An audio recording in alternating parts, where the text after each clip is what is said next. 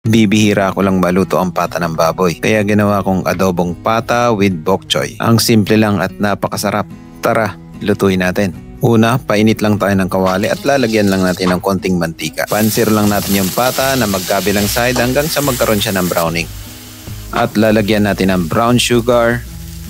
Mix lang natin konti bago natin ilalagay ang bawang, sibuyas, dahon ng laurel, 2 baso ng tubig,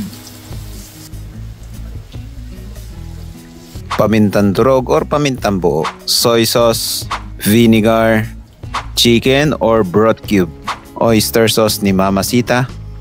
Takpan lang natin yan at pakuluan mo lang ng 1 oras or pressure cook mo ng 30 minutes. Kapag malambot na yung pata, saka mo ilalagay yung bok choy, siling pansigang, cover lang natin at steam lang natin ng 2 minuto at okay na yan. Napakalasa at napakasarap ng ganitong ulam kaya handa mo ng maraming sinaing mo. Pero hinay-hinay lang kasi makolesterol to. At kung nagustuhan mo ang recipe na to, try mo na at ishare mo na rin. Yun lang, maraming salamat. See you in my next cooking trip ko.